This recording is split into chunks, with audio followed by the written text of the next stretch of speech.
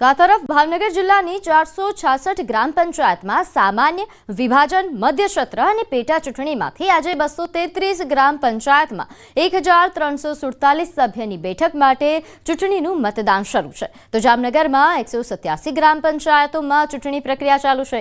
426 મતદાન મથકો પર મતદાન પ્રક્રિયા શરૂ થઈ છે। જૂનાગઢ જિલ્લાની 110 ગ્રામ પંચાયતની ચૂંટણી માટે મતદાન શરૂ છે, તો 903 ઉમેદવારો મેદાનમાં છે।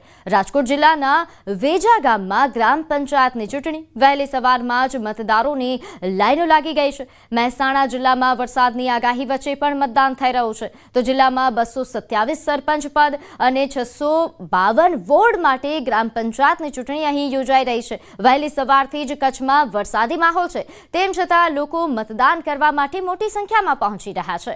તો આ તરફ ભુજના મિર્ઝાપર ગામમાં પણ લોકો મતદાન કરવા માટે પહોંચ્યા। અંબાજીમાં પણ આ જ પ્રકારના દ્રશ્યો। અહીં 303 સામાન્ય ચૂંટણી માટેનું મતદાન છે।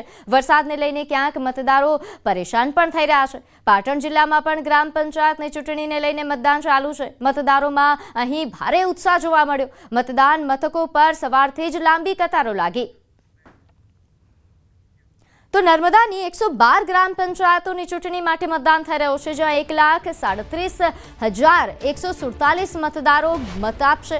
અહીં સંવેદનશીલ જે કેન્દ્રો છે ત્યાં ચુસ્ત બંદોબસ્ત ગોઠવી દેવાયો છે। 60 સરપંચ અને 532 વોર્ડ સભ્યો મેદાને છે। હાલ શાંતિપૂર્ણ રીતે અહીં મતદાન ચાલી રહ્યું છે।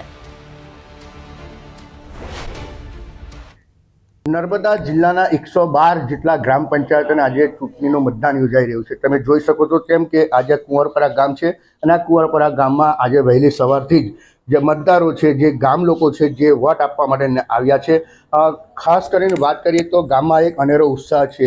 આ ઉત્સાહને લઈ આજે મોટી સંખ્યામાં આ જે મતદારો છે જે પહોંચી ચૂક્યા છે અને શાંતિપૂર્ણ રીતે મતદાન થઈ રહ્યું છે। આપણી સાથે એક બેન છે, તેમની સાથે વાત કરીએ। બેન,